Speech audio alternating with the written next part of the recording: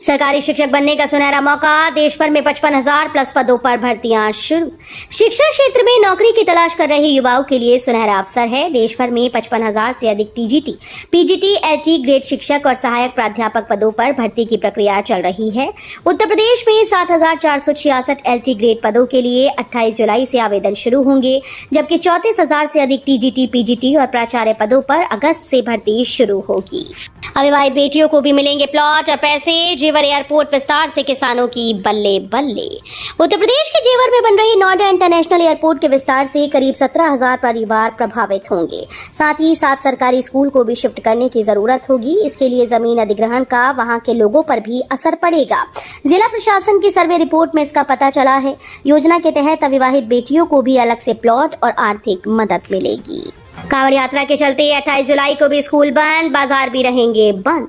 श्रावण मास में कांवड़ यात्रा के मद्देनजर तीर्थ नगरी में भीड़ का दबाव बढ़ने लगा है। जिलाधिकारी मेधा रूपम ने सुरक्षा और सुगम आवागमन को ध्यान में रखते हुए सोमवार को भी कासगंज जिले के नर्सरी से कक्षा 8 तक के सभी स्कूल को बंद रखने के निर्देश दिए।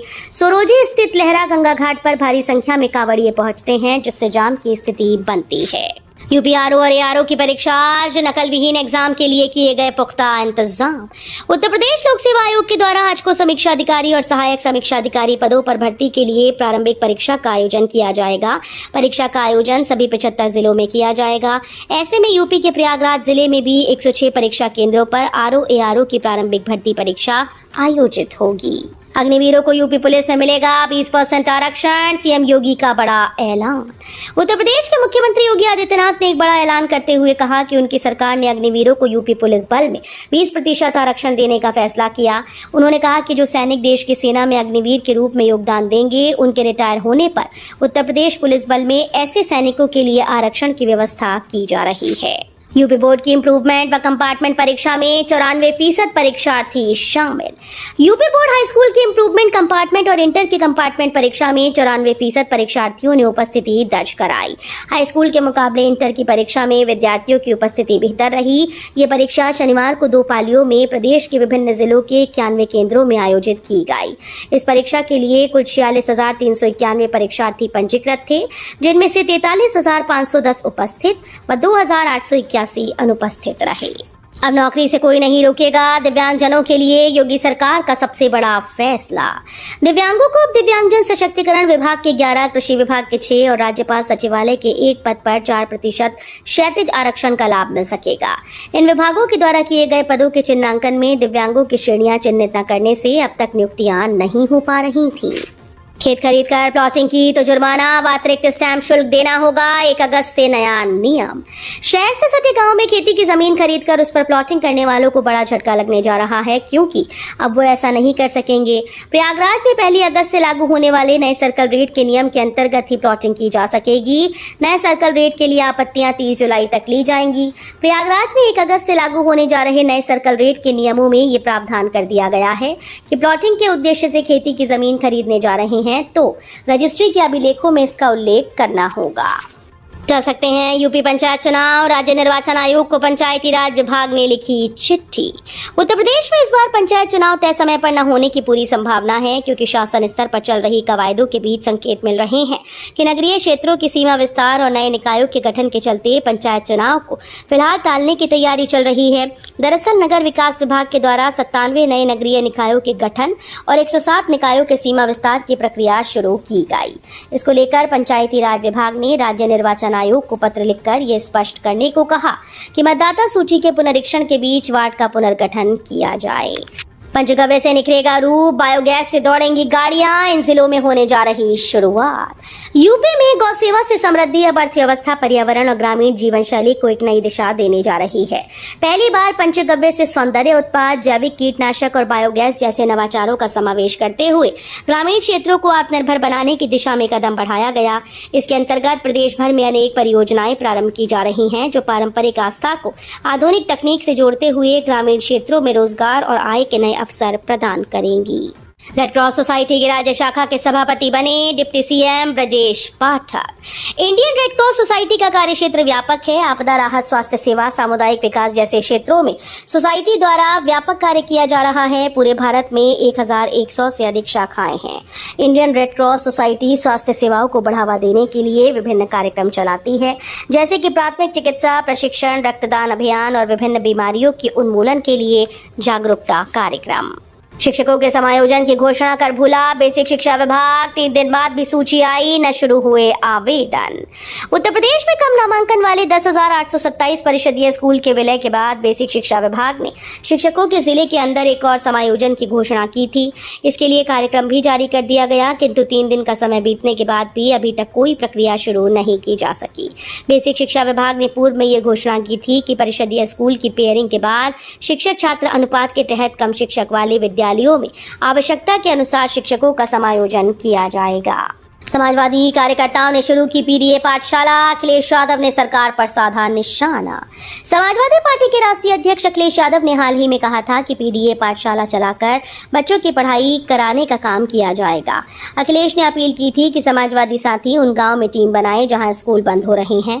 उन्होंने पढ़े लिखे नौजवानों, पार्टी समर्थकों और सेवानिवृत्त शिक्षकों से अपील की है कि वे पीडीए पाठशाला बनाकर बच्चों को पढ़ाएं और उनका भविष्य संवारें। मायावती ने राहुल गांधी के बयान पर किया पलटवार। बोली, कांग्रेस ओबीसी की विश्वास पात्र पार्टी नहीं। बसपा सुप्रीमो मायावती ने सोशल मीडिया साइट एक्स पर बयान जारी कर कहा कि कांग्रेस ओबीसी समाज की विश्वास पात्र पार्टी नहीं है। कांग्रेस के दिल में कुछ है, जबान पर कुछ और है। उन्होंने कहा कि एनडीए का भी ओबीसी के प्रति यही हाल है। मायावती के बयान को कांग्रेस नेता राहुल गांधी के उस बयान के संदर्भ में देखा जा रहा है जिसपे उन्होंने कहा था कि सत्ता में रहते हुए जाति जनगणना न करवाना कांग्रेस की गलती थी। जनता की अपेक्षाएं सर्वोपरि। बोले सीएम योगी, योजनाएं जमीन पर दिखनी चाहिए। उत्तर प्रदेश के मुख्यमंत्री योगी आदित्यनाथ ने शनिवार को अयोध्या और देवीपाटन मंडल के जनप्रतिनिधियों और अधिकारियों के साथ उच्च स्तरीय बैठक की। उन्होंने कहा कि सरकार की प्राथमिकता जनता की अपेक्षाओं पर खरा उतरना है। योजनाएं सिर्फ कागजों तक सीमित न रहें बल्कि धरातल पर नजर आए। यूपी की 11 एमएलसी सीट पर चुनाव की तैयारी शुरू। उत्तर प्रदेश में विधान परिषद की 11 सीटों पर 2026 में होने वाले स्नातक और शिक्षक क्षेत्र के चुनाव की तैयारी शुरू हो गई। इनमें 5 स्नातक और 6 शिक्षक निर्वाचन क्षेत्रों के लिए निर्वाचित सदस्यों का कार्यकाल 7 दिसंबर 2026 को समाप्त हो रहा है।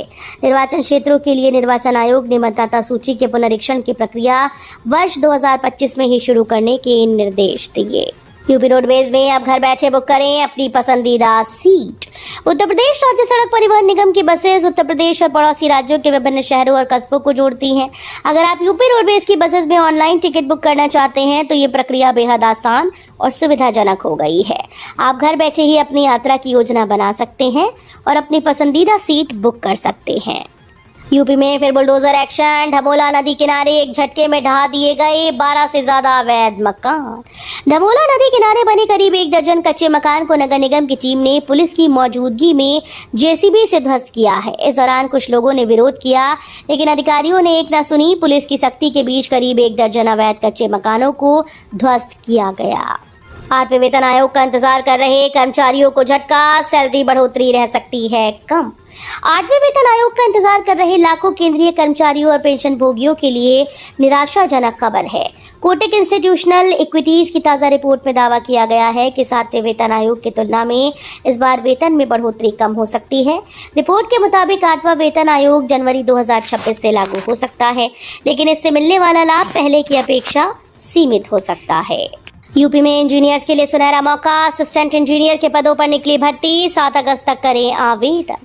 Uttar Pradesh bridge corporation limited ने इंजीनियर बनने का सपना देख रहे युवाओं के लिए शानदार अवसर पेश किया। यूपीबीसी ने असिस्टेंट इंजीनियर के पदों पर भर्ती के लिए आधिकारिक अधिसूचना जारी कर दी। जो भी उम्मीदवार इस पद के लिए योग्य हैं और सरकारी नौकरी की तलाश में, उनके लिए सुनहरा मौका है। आज यूपी के इन जिलों में भारी बारिश का बड़ा अलर्ट। आंधी तूफान बिजली गिरने की चेतावनी जारी।